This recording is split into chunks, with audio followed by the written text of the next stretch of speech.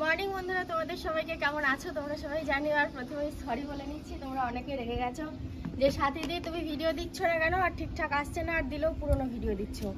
আজকে ভিডিওটা শ্যুট হচ্ছে শুক্রবারে, আগামীকাল শনিবার তোমরা পেয়ে যাবে। আর আমি হাঁপিয়ে গেছি, সিঁড়ি দিয়ে উঠলাম, তো উঠে ব্লগটা স্টার্ট করেছি, দিয়ে হাঁপিয়ে গেছি।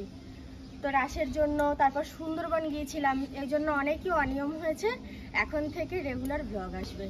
আমি তোমাদের সামনে অল্প কিছুদিন কন্টিনিউ আসিনি বলে মনে হচ্ছে অনেক কদিন আসিনি।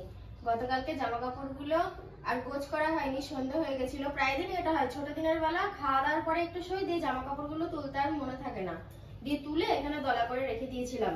আজকে যখন স্নান করে ছাদে জামা কাপড় মেলতে যাচ্ছি, তখন দেখি এই জায়গাটা এলোমেলো হয়ে রয়েছে। তো এখন একটু গোছ করে একবারে নিচে নামি। এই ঘরটার সবকিছুই কমপ্লিট হয়েছে, শুধুমাত্র লাইটটা লাগানো হয়নি। দেখো লাইটের জায়গাগুলো ফাঁকা, তবুও একটা আলাদা এক্সট্রা লাইট আছে, ওই দিকে লাগানো আছে। তো এইদিকে বোর্ড আছে, ওই বোর্ডের মধ্যে দিয়ে সন্ধ্যাবেলা জ্বালানো হয়। আর এই যে আমার পুজো দেওয়া কমপ্লিট হয়ে গেছে, এবার ঢুকলাম না, এখন দিয়ে বেরিয়ে এসেছি। আর এবার আমি দেখি রান্নার ব্যবস্থা করব, কি রান্না করা যায়। চলো ঘড়িটা একবার তোমাদেরকে দেখিয়ে দিই। দেখো ছোট দিনের বেলার এটাই সমস্যা, 9:45 বাজে, আর মনে হচ্ছে এখনো সকাল সকাল ভাব রয়েছে। আর এটা গরমের দিন হলে রোদ্রে একদম ঝাঁঝা করতো পুরো। আরো বলো ভগবানা কি জন্য?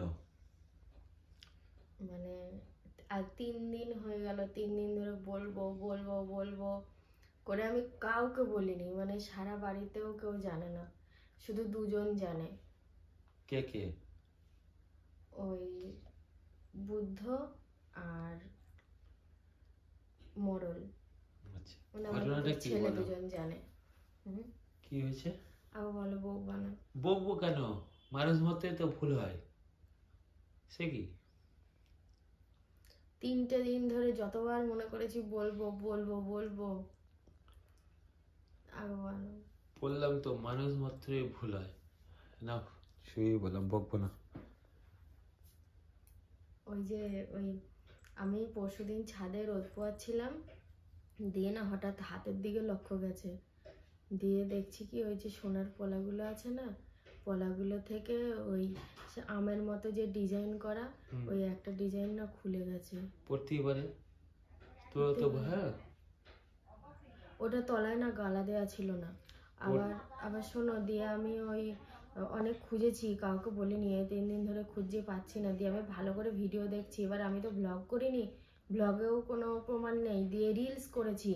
মানে রাসের যেদিন দ্বিতীয় দিন, হ্যাঁ, মানে আমি যেদিন খোঁজ করেছি তার আগের দিন ধরো হারিয়েছে। মানে সেদিন রিলস করতে গিয়ে হাতটা সেই ওই যে একটা কি গানে রিলস করেছি ইউটিউব শর্টসে, ঠিক আছে, হাতটা এরকম মাথায় যেই দিয়েছি, দেখি কি ওই ডিজাইনটা নেই, মানে তার 2 দিন আগে পড়ে গেছে। পড়ে গেছে। আমি না পাইনি, আমি ভয় টেনশনে বলতেও পারছি না।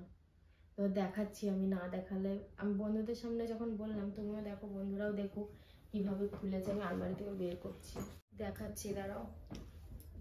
আমি আর পরবো না, কোনো সোনার গয়নাই পরবো না, আমি সব খুলে রেখেছি ওই জন্য। আবার জানো আর একটা ঘটনা ঘটে গেছে, সেটা তো জানো, বলো। এটা নিয়ে আমার একবার দুবার তিনবারের বার এই আমার সোনাটা হারালো, আর পেলাম না। দেখো প্রথমবার কি হয়েছে, ব্লগে আমি একদিন বলেছিলাম। এবার এসব ঘটনা তো আর অন ক্যামেরায় হয় না। ওই রুটি বেলতে গিয়ে একটা আংটি খুলেছি, পলা আংটি ছিল সেটা, যাই হোক, তাও তো একটু সোনাও ছিল। দিয়ে মা ঝাড় দিয়ে ফেলে দিয়েছে, মাও লক্ষ্য করেনি, সে ময়লা থেকে পেয়েছি, ওই গেছে প্রথম বাধা। দ্বিতীয় হচ্ছে, সেদিন আমার খুব পেটে ব্যথা হয়েছে, হ্যাঁ, দিয়ে আমি হাতে পায়ে সাবান দিচ্ছিলাম, কখন যে আঙুল থেকে আংটি খুলে গেছে জানি না। দিয়ে ওষুধ টষুধ খেয়ে যখন একটু আমার পেটে ব্যথাটা কমেছে, দিয়ে উঠেছি, দিয়ে দেখছি কি যে আঙুলে আংটি নেই, কাউকে বলিনি। কলে গিয়ে দেখি, আগে তো কলে নর্দমাটা যাচ্ছে তাই হয়েছিল, এখন বাপি পরিষ্কার করেছে, তো অতটা কাদা টাদা নেই। দিয়ে দুটো ইটের ফাঁকে আংটিটা দেখি আটকে রয়েছে। দিয়ে আমি শুধু সুন্দরকে ডেকে দেখালাম, বললাম দেখো আমার আংটিটা পাচ্ছিলাম না, এখানে পেলাম। সেটাও আর বাড়িতে কাউকে বলিনি, পরে সবাইকে বলেছি, সেই মুহূর্তে বলা হয়নি। আর এই 3বারের বার যে আমার হারালো, দেখাচ্ছি তোমাদেরকে, আমি আর পরবো না।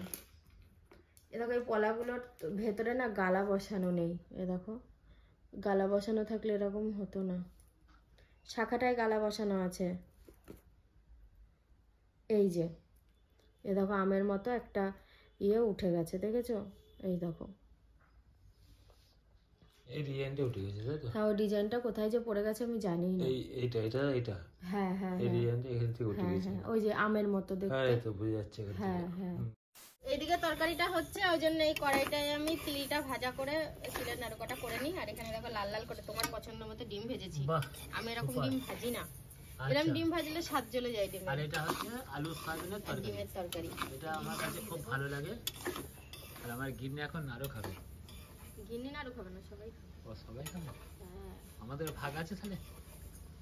ভাগ আছে, যাই করছি না করছি আমার শুধু বলার কথা।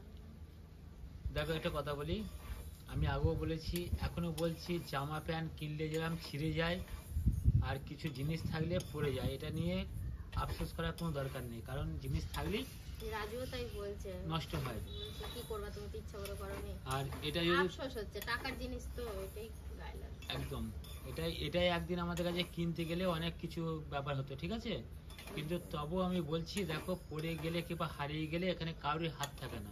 রাত্রির বেলা মুরগি ডাকে, দিনের বেলাও মুরগি ডাকছে, কিন্তু আমরা চলে এসেছি সেজে গুজে একবারে ছাদের মধ্যে। আমার গিন্নিকে দেখো, একদম মনে হচ্ছে না একদম নায়িকা নায়িকা ভাব। ওটাও না, ওটা তুমি ওরকম বলছো তাই। সব থেকে বড় কথা কি বলো তো, আমি না গত কদিন ভালো করে ব্লগ করিনি বলে আমাকে যে ব্লগে শুট নিতে হবে সেটাই ভুলে ভুলে খেয়ে নিয়েছি। তুমিও তো একবারও মনে করো না।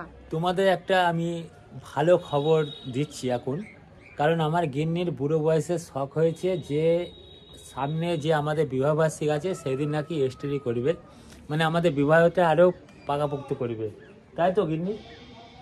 এই কি উল্টা পাল্টা কথা বলো, নিজেই বলে আমাকে, আবার নিজেই আমার উপর দোষ চাপিয়ে দেয়।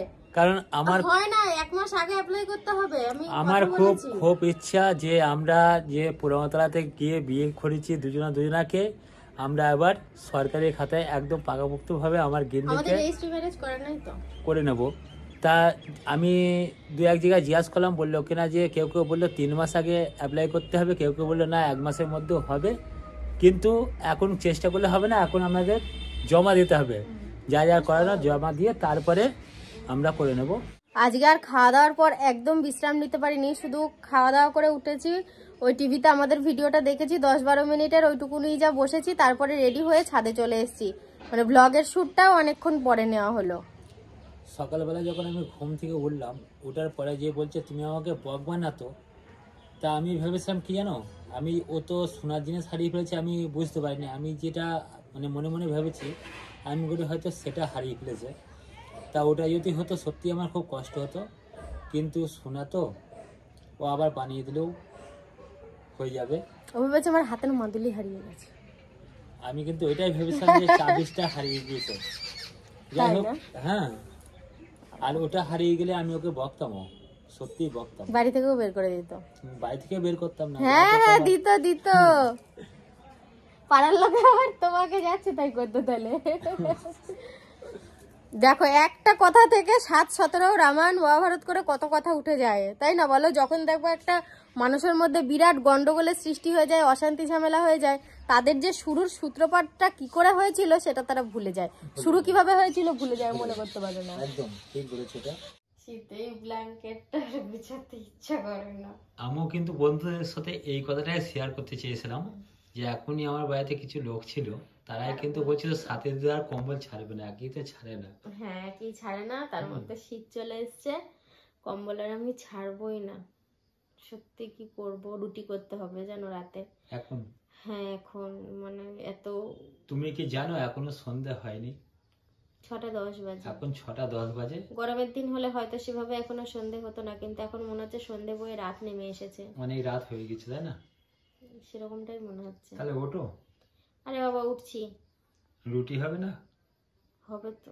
আচ্ছা তুমি যে নাড়ু বানালে আছে, খাও, কৌটোয় ভরা আছে, দাও, নিয়ে খাওয়া যাও। দেখেছো বন্ধুদের একই কথা কিন্তু উঠবে না। এখন আমরা সবাই সন্ধ্যাবেলা জমিয়ে ঘুগনি খাচ্ছি আজকে। আমি ঘুগনি মুড়ি খাচ্ছি। ও ঘুগনি মুড়ি খাচ্ছে, রাজু এখানে বসে ঘুগনি খাচ্ছে, আর সোহিনীর তো চর্বির ঘুগনি খুব ভালোবাসে,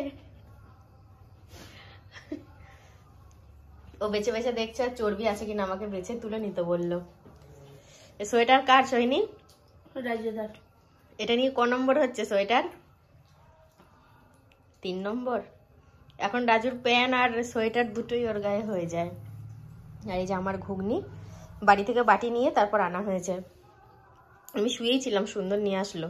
শীতের রাত্রির তো 9টা বেজে গেছে, তাই মনে হচ্ছে কত না কত রাত হয়ে গেছে। তোমরা কি ভালো করে লক্ষ্য করেছো আমার নাকের উপরে একটা ব্যথা হয়েছে? মানে ব্যথাটা আরো 2-3 দিন আগে না আর একটু বড় বড় ছিল, দিয়ে শুকিয়ে এসছে, আর হয়েছে দেখো একদম নাকের পুরো মাঝখানে। আর সারা মুখে আমার হওয়ার কোনো জায়গা পায়নি, একদম নাকের মাঝখানে হয়েছে। কিরকম লাগছে বলো তো? ভাল লাগছে না দেখতে। তো যাই হোক, খাওয়া দাওয়া এখনো তেমন কাউরির হয়নি, শুধু বাবাকে খেতে দিয়েছি। মা খায়নি এখনো, ওই যে সেই তিলের নাড়ু করেছিলাম না, ওগুলো খেয়েছে। আর তিলের নাড়ু খেয়ে খুব অম্বল হয়, যারা হজম করতে পারে না তাদের জন্য। আমার তো খুব হয়, গলা বুক পুরো জ্বলে যায়।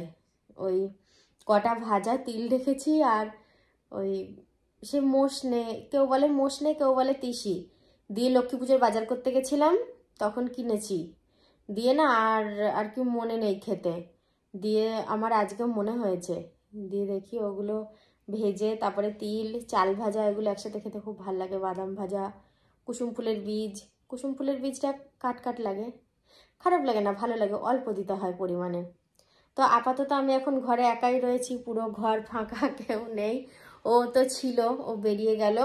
মানে সিঁদুরের টিপ পরেছিলাম তো, দিয়ে হাত পরে না সিঁদুরের টিপটা কেমন একটু ছড়িয়ে গেছিলো, ওই জন্য আমি একটু ওই মানে অন্য টিপ পরে নিয়েছি, কপালটা ফাঁকা ফাঁকা লাগছে সেই কারণে।